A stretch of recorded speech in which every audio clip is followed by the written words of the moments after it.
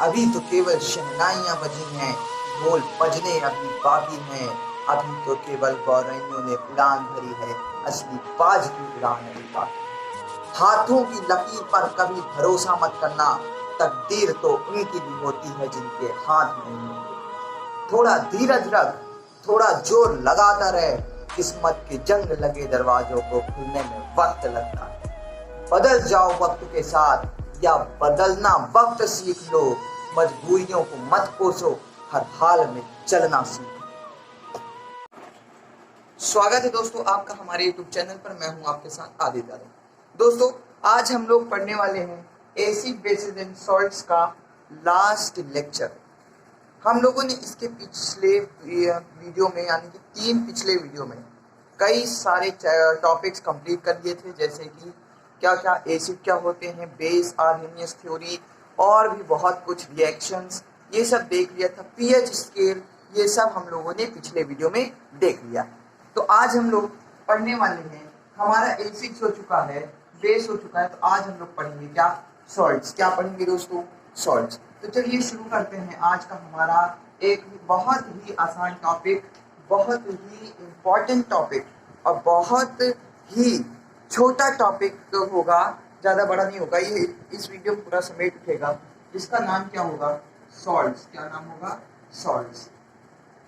I hope ये visible होगा आपकी स्क्रीन पर, सॉल्ट्स। तो दोस्तों हम लोगों ने क्या पढ़ लिया, एसिड्स पढ़ लिया। क्या पढ़ लिया, एसिड्स पढ़ लिया। और क्या पढ़ लिया, बेस पढ़ लिया। एसिड पढ़ लिया और साथ में बेस भी पढ़ लिया। और हमें मालूम है जब एसिड और बेस को रिएक्ट कराते हैं तो क्या बनाता है, एसिड और बेस को जब रिएक्ट कराते हैं तो सॉल्ट्स बनाता है। क्या बनाता है दोस्तों, सॉल्ट्स। समझ में आया। जब एसिड बेस के साथ रिएक्ट करेगा तो क्या बनाएगा, सॉल्ट्स बनाएगा।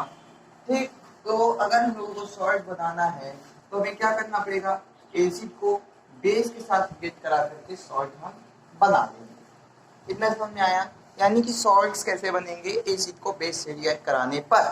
ठीक, इतना आपको समझ में आया, इतना आपको आई होप समझ में आ गया होगा। चलिए अब हम लोग देखते हैं कुछ कॉमन सॉल्ट्स के बारे में बात करेंगे। कॉमन सॉल्ट मतलब आपका नमक, सबसे पहला तरीका आपका NaCl हो गया, NaCl। और क्या हो जाएंगे आपकी ब्लीचिंग पाउडर, ब्लीचिंग पाउडर, ये भी क्या होगा आपका एक ब्लीचिंग पाउडर भी क्या होगा, एक सॉल्ट में आएगा। और बेकिंग सोडा,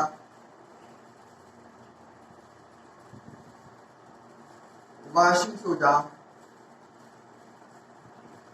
ये सब आपके किस में आ जाएंगे, सॉल्ट्स में आ जाएंगे। ये सब आपके किस में आ जाएंगे दोस्तों, सॉल्ट्स में। ठीक। कौन कौन से, bleaching powder, baking soda, washing soda, plaster of Paris, plaster of Paris, ये भी किस में आ जाएगा, सॉल्ट्स में। और जिप्सम, जिप्सम, ये सब किस में आ जाएगा, सॉल्ट्स में। अगर हम लोग तो उसमें हमने देखा था कि सॉल्ट्स की पीएच रेंज होती है 7। क्या होती है, 7। यानी कि ये जो हमारे सॉल्ट्स होते हैं क्या होते हैं, न्यूट्रल इन नेचर होते हैं। क्या होते हैं, न्यूट्रल इन नेचर। तो आई होप इतना आपको समझ में आ गया होगा। तो हम लोगों ने क्या क्या पढ़ लिया कि सॉल्ट जो होते हैं कैसे बनते हैं, जब एसिड बेस के साथ रिएक्ट करता है तो सॉल्ट बनाता है। कुछ हमने कॉमन सॉल्ट के बारे में बात की, जैसे NaCl, bleaching powder, baking soda, washing soda, plaster of Paris, gypsum, ये सब हम लोगों ने यहाँ पर पढ़ लिया। उसके बाद हम लोगों ने बात की सॉल्ट्स के पीएच वैल्यू की, तो कितना होता है, 7। पीएच वैल्यू सॉल्ट की कितनी होती है दोस्तों, 7 होती है। उसके बाद अगर 7 होती है यानी कि वो जो सॉल्ट होता है वो क्या होता है, न्यूट्रल होता है। क्या होता है दोस्तों, न्यूट्रल होता है। तो आई होप इतना आपको समझ में आया होगा। तो अब हम लोग यहाँ पर जैसे ये इन सभी सॉल्ट्स की क्या देखेंगे, कैसे फॉर्मेशन होता है, सॉल्ट का कैसे फॉर्मेशन होता है और रिएक्शंस क्या क्या होंगी, ये सब हम लोग चलिए देखते हैं। तो इतना आप वैसे तो काफ़ी गंदा दिखा है, इसको आप नोट कर सकते हैं या फिर इसको मैं एकदम साफ साफ लिख दे रहा हूँ। तो दोस्तों यहाँ पर मैंने थोड़ा सा इसको साफ तरीके से लिखने की कोशिश की है। यहाँ पर एसिड जब बेस के साथ रिएक्ट करता है तो सॉल्ट्स बनाता है। सम कॉमन सॉल्ट्स जैसे कि NaCl, जिसको नमक कहेंगे, bleaching powder, washing powder, baking soda, plaster of Paris, gypsum, ये सब हमारे कॉमन सॉल्ट्स हो गए। उसके बाद अगर हम लोग बात करें कॉमन सॉल्ट की पीएच रेंज की, पीएच वैल्यू की, पीएच मान जिसे हिंदी में कहते हैं, तो वो होता है हमारा 7। ये याद रखने की चीज है कि सॉल्ट का पीएच वैल्यू हमेशा क्या रहेगी, 7। और अगर हम लोग बात करें एसिड की तो वो क्या रहेगी, 0 से 6 रहेगी। और बेस की बात करें तो वो कितनी रहेगी, 7 से लेकर के या फिर 8 से लेकर के 15-14 तक रहेगी। ठीक है। उसके बाद जब अगर पीएच वैल्यू किसी भी सॉल्ट की 7 है तो हम लोग ये कह सकते हैं कि जो सॉल्ट्स होते हैं वो क्या होते हैं, न्यूट्रल इन नेचर होते हैं। क्या होते हैं दोस्तों, न्यूट्रल इन नेचर होते हैं। ये बात हम लोग यहाँ पर कंक्लूजन के तौर पे लिख सकते हैं। तो इतना था हमारा सॉल्ट्स में एकदम इंट्रोडक्शन।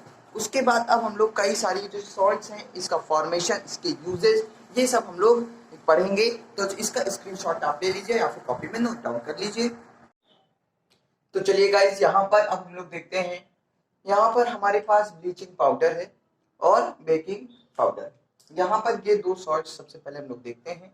तो ब्लीचिंग पाउडर की अगर हम लोग बात करें रिएक्शन की, तो ब्लीचिंग पाउडर की रिएक्शन क्या होगी, CaOH का होल ट्वाइस यानी कि कैल्शियम हाइड्रोक्साइड को जब हम लोग क्लोराइड के साथ, क्लोरीन के साथ क्या करेंगे, रिएक्ट कराएंगे, तो क्या बनाएगा, CaOCl2 बनेगा और साथ में क्या बनेगा, H2O बनेगा। CaOCl2 बनेगा और साथ में क्या बनेगा, H2O बनेगा। ये जो CaOCl2 हमें मिला, ये जो CaOCl2 मिला, यही क्या होता है, ब्लीचिंग पाउडर होता है। इसी को क्या कहते हैं, ब्लीचिंग पाउडर कहते हैं। ठीक।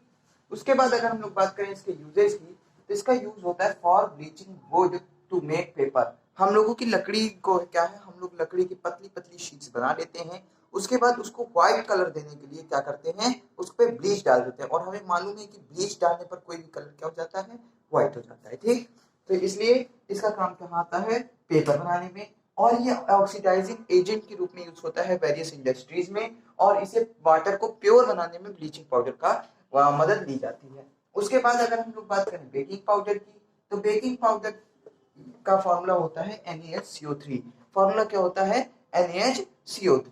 तो इसकी अगर रिएक्शन करें तो बहुत सोफिस्टिकेटेड रिएक्शन है। यहाँ पर आप देख सकते हैं NaCl plus H2O plus CO2 plus NH3, यानी कि NaCl लेंगे, वाटर लेंगे, कार्बन डाइऑक्साइड, और साथ में NH3 लेंगे, तब जाके वो NH4Cl और NaHCO3 बनाएगा। ठीक। तो ये जो हमें NaCO3 मिला है, ये जो हमें NaCO3 मिला है, यही क्या है, बेकिंग पाउडर है। यही क्या मिला हमें, बेकिंग पाउडर मिला। अगर इसका एकदम मेजर यूज की बात करें तो इसका काम होता है for making food soft and spongy. हम लोग इडली खाते हैं, केक खाते हैं, इसमें क्या होता है, बेकिंग पाउडर डाला जाता है कि नहीं डाला जाता, किस काम के लिए, इसी काम के लिए। क्यों, ताकि वो हमारा केक या फिर इडली बने, वो क्या बने, सॉफ्ट बने और स्पंजी बने। तो आई होप आपको ब्लीचिंग पाउडर और बेकिंग पाउडर याद हो गया होगा, समझ में आ गया होगा। आपको ये रिएक्शन और यूजेस, ये दोनों चीज आपको कंठस्थ कर लेना है। तो चलिए अब हम लोग इसके आगे देखते हैं। तो चलिए गाइस, दो छोटे छोटे टॉपिक और बचे हैं, उसको कर लेंगे तो हमारा ये चैप्टर कंप्लीट हो जाएगा। ये हमारा लास्ट चैप्टर, लास्ट टॉपिक होगा इस चैप्टर का, एसिड बेसिस एंड सॉल्ट्स का। तो यहाँ पर हम लोग सॉल्ट्स के दो और सॉल्ट्स पढ़ लेते हैं, पहला वॉशिंग सोडा, दूसरा प्लास्टर ऑफ पेरिस या फिर जिप्सम। तो सबसे पहले अगर बात करें वॉशिंग सोडा की, तो वॉशिंग सोडा की रिएक्शन होगी Na2CO3। ये किसकी रिएक्शन थी, आप कमेंट में, ये Na2CO3 किसका फॉर्मूला होता है, ये आप कमेंट में लिखिए। उसके बाद Na2CO3 को जब हम लोग 10H2O यानी कि हाइड्रेट करेंगे, तो क्या बनेगा, Na2CO3.H2O। क्या बनेगा, Na2CO3.H2O। और यही हमारा क्या होता है दोस्तों, वॉशिंग सोडा होता है। यही क्या होता है, वॉशिंग सोडा होता है। उसके बाद अगर इसके यूजेस की बात करें तो ग्लास, सोप, पेपर, इंडस्ट्रीज में यूज होता है। क्लीनिंग एजेंट, जैसे नाम दिया है वॉशिंग सोडा, तो क्लीनिंग एजेंट के रूप में यूज होगा। मेकिंग बोरैक्स, सोडियम सब्सटेंसेस बनाने का काम आता है, जिसे बोरैक्स भी कह सकते हैं। उसके बाद प्लास्टर ऑफ पेरिस बात करते हैं।